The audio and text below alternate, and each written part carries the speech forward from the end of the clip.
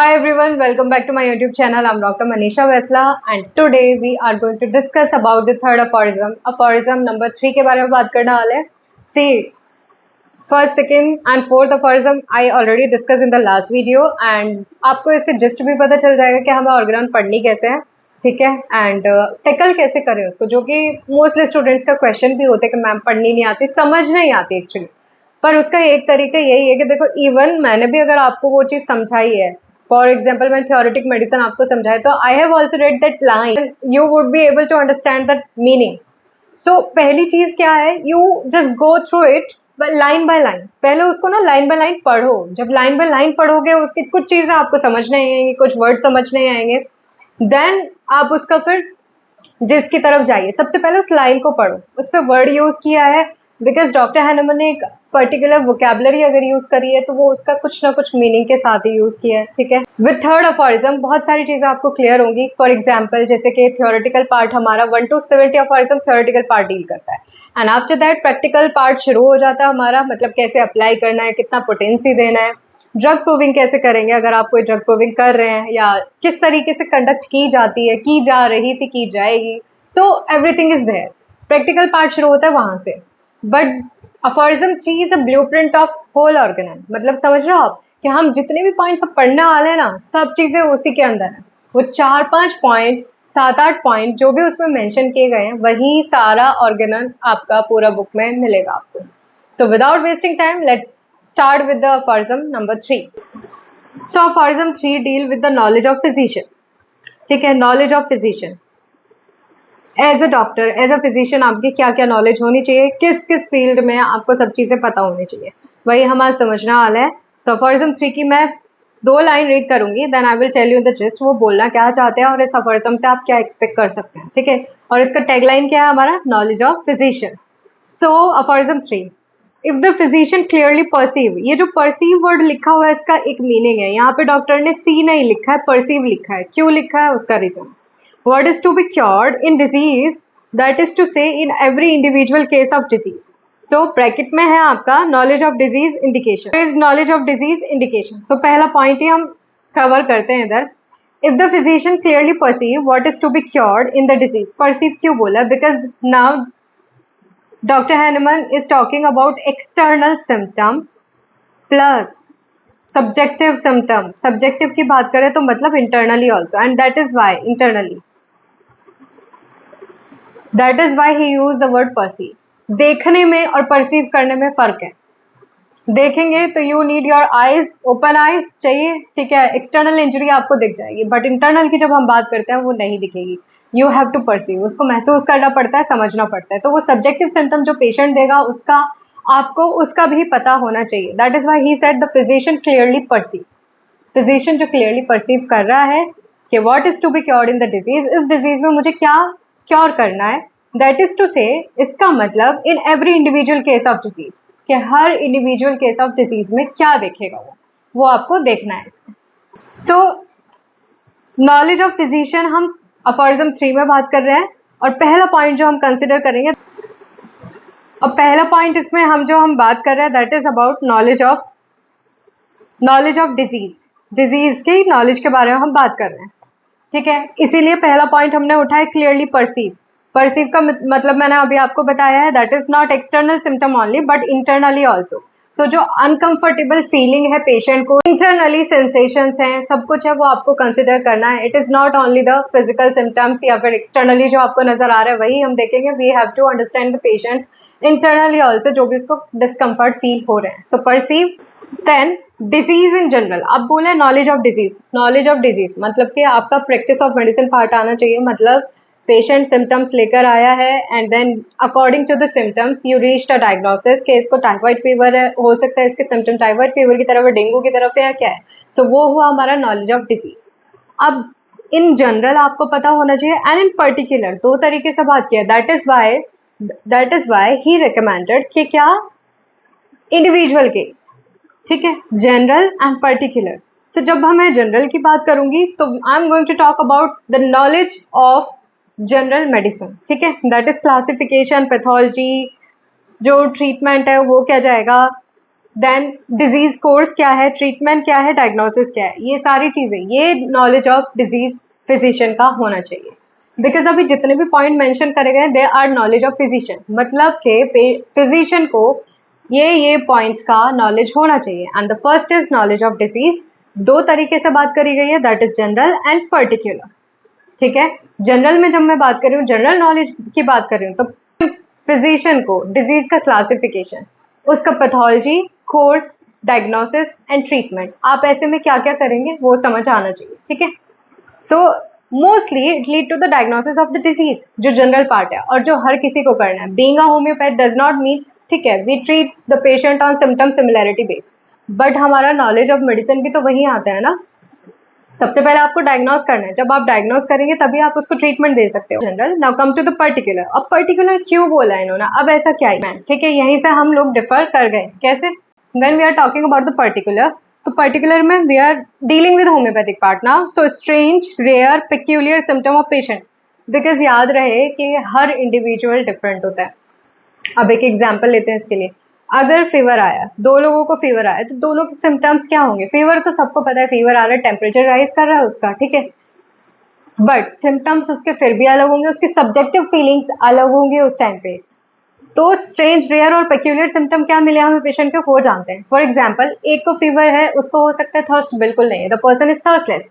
Another person is very thirsty, हर आधे घंटे में उसको पानी पीना और पूरा एक एक ग्लास पी लेगा। So this is what you are going to individualise in the case. यहीं पे आपको इंडिविजुअलाइजेशन समझनी है, अप्लाई करनी है, and that is the strange, rare and peculiar symptom of the patient. यहाँ पे आपको समझना है, ठीक है, कि how both are different. Diagnosis same हो सकता है दोनों का, बट दोनों का जो प्रेजेंटेशन है, जो कॉन्स्टिट्यूशन है, एंड दे आर इंडिविजुअल, ठीक है, जो how they are different to each other. So पहला पॉइंट आई होप क्लियर है। First is dealing with the knowledge of disease of physician. ठीक है, चलो सेकेंड वन के बारे में जान लेते हैं। If he clearly perceive what is curative in medicine, that is to say in each individual medicine. अब बात कर रहा है सेकेंड पॉइंट है knowledge of medicinal power. Knowledge of medicinal power, so second point हम बात करने वाले हैं knowledge of medicine. When we talk about knowledge of medicine, तो एक चीज हम बहुत अच्छे से ध्यान रखेंगे कि देखो, सबका तरीका अलग है। एलोपैथिक का प्रिंसिपल अलग होता है, एंटीपैथिक का प्रिंसिपल अलग है, होम्योपैथी इज ऑल्सो डिफरेंट।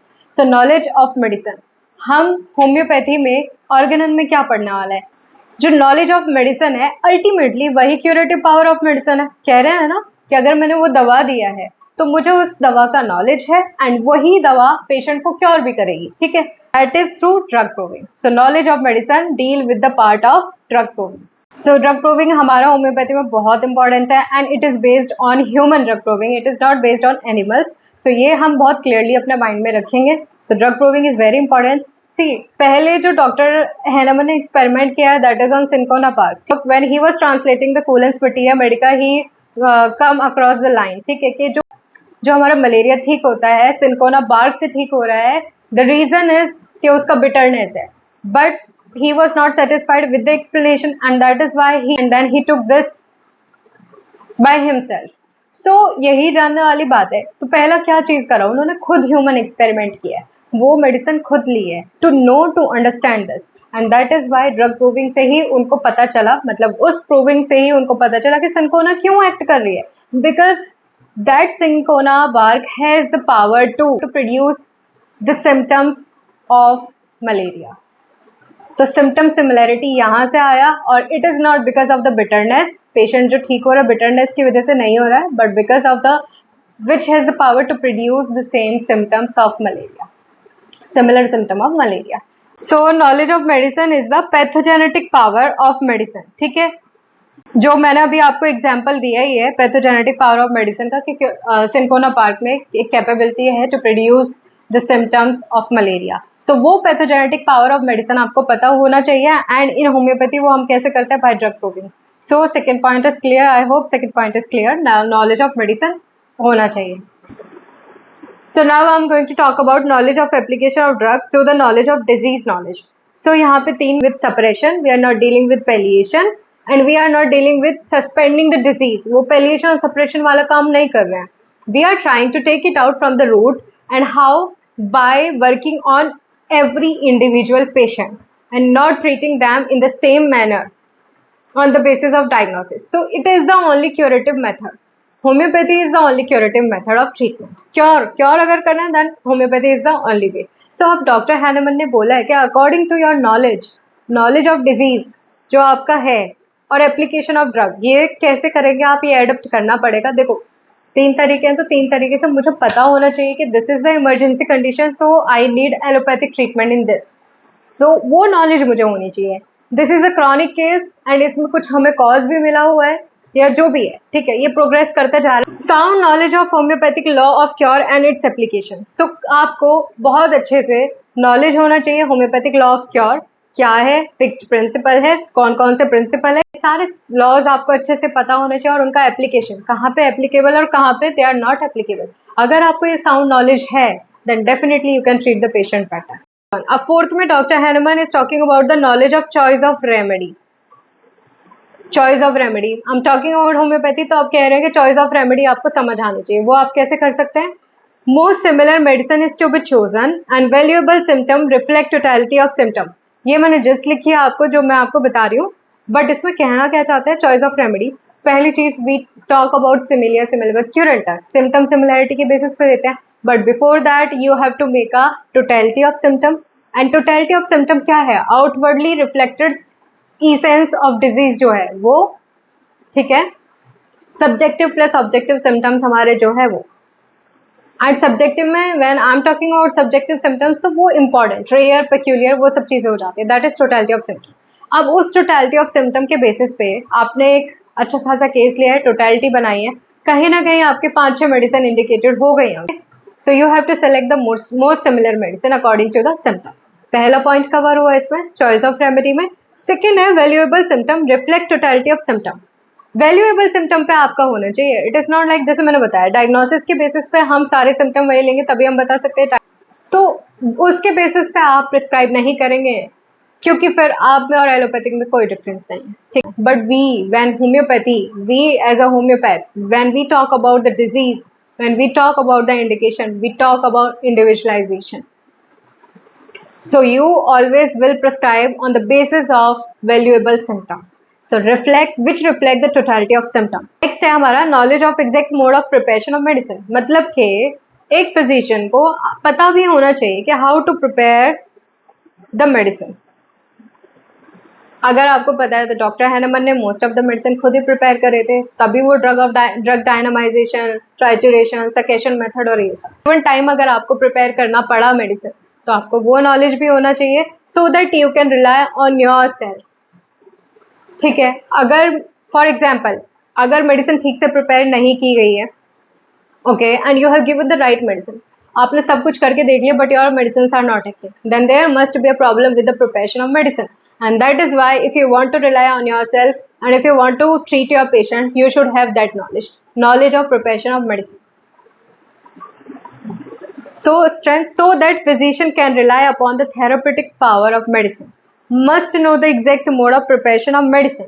और ये रिलेट करता है with the knowledge of homeopathic pharmacy, वही जो मैंने अभी आपको डिस्कस करके बताया, सिंपल. नेक्स्ट पॉइंट इसी अफोरिज्म में क्या है? Knowledge of proper dose required.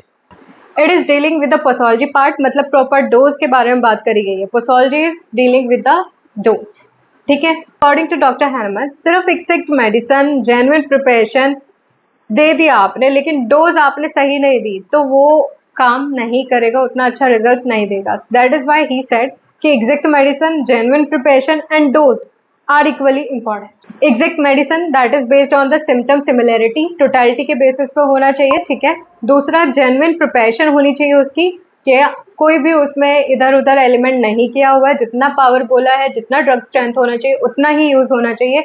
Even जो मटेरियल यूज हो रहा है, जो कलेक्शन किया गया है प्लांट का, वो भी प्रॉपर होना चाहिए जिस पर फिजिशियन रिलाई कर सके. Then third is dose. Dose भी इक्वली इंपॉर्टेंट है. Now minimum dose is to be applied. Y?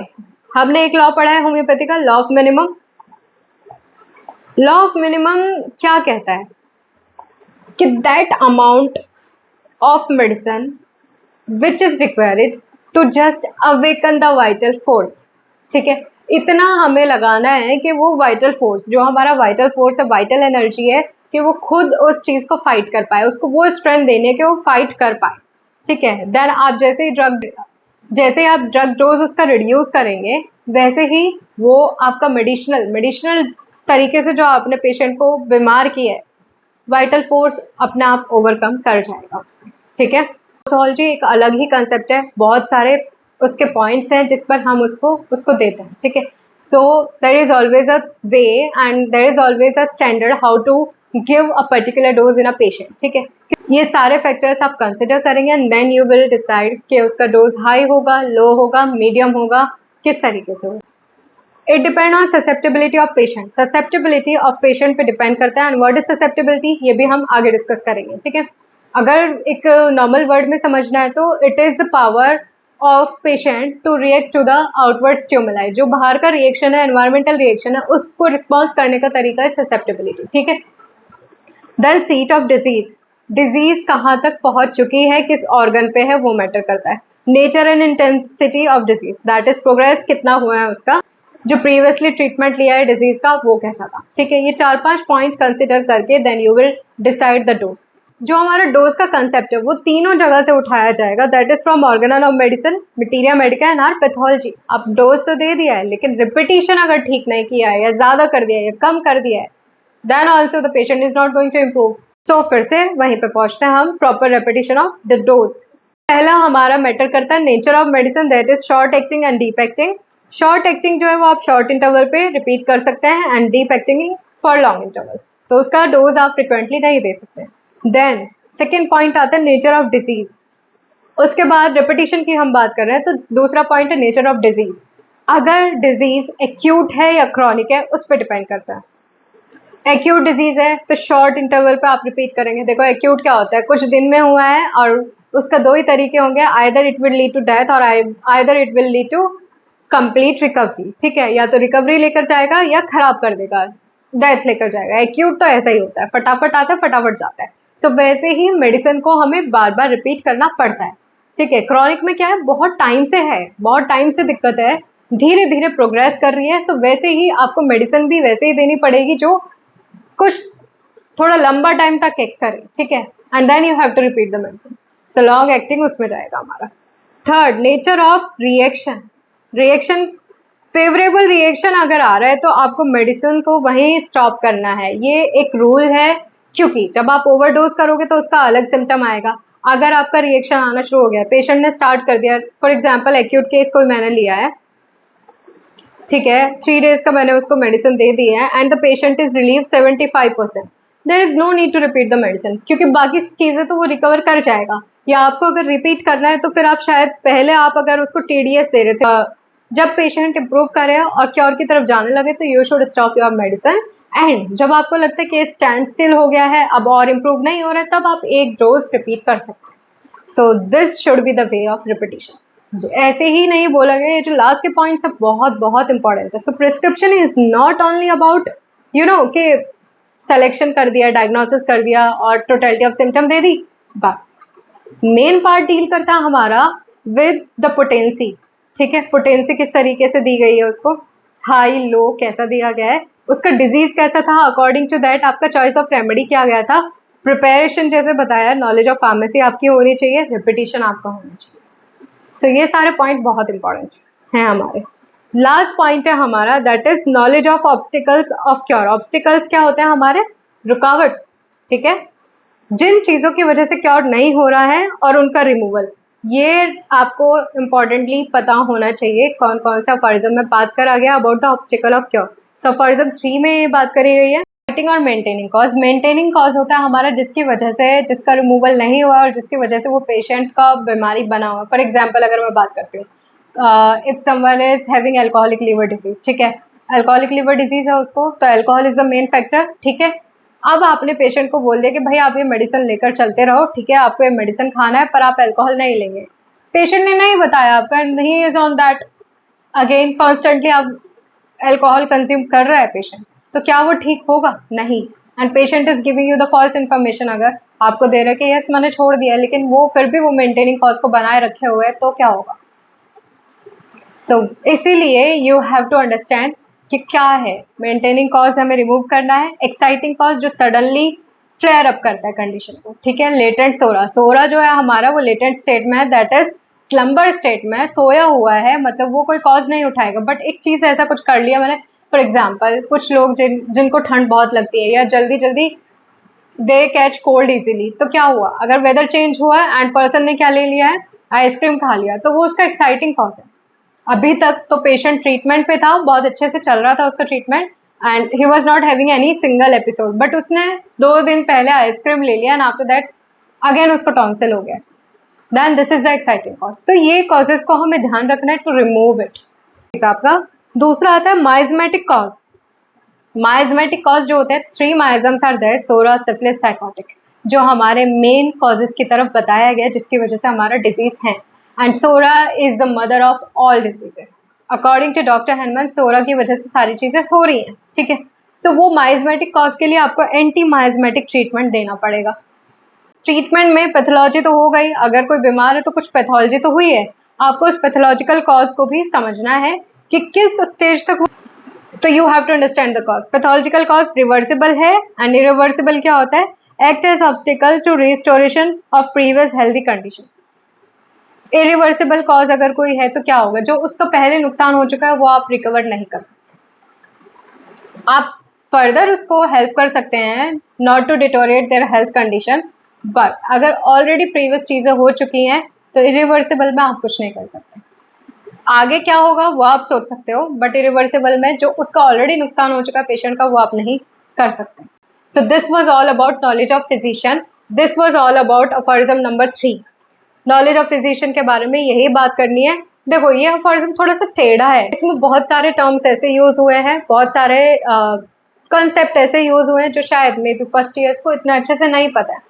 But I think जैसे जैसे आगे अनफोल्ड करेंगे हम, एक्साइटिंग क्या है, मेंटेनिंग कॉज क्या है, ऑब्स्टिकल टू क्योर जैसे लास्ट कंसेप्ट हमने पढ़ा है, तो आपको वो चीज़ें समझ आएंगी। अभी आप सिर्फ ये पॉइंट समझो, जो 8 पॉइंट मैंने रिकमेंड करे हैं वो 8 पॉइंट्स को समझो, उस पॉइंट में वो कहना क्या चाह रहा है वो समझो बस। अगर उसमें कोई डाउट है you can freely DM to me and this was all about aphorism number 3. We'll meet in the next video and I hope you gain some knowledge through this, and thank you for your patience listening. I will be back with another video with another aphorism. Till then, take care of yourself, study hard, understand organ and understand homeopathy, and if you like my video please share and subscribe.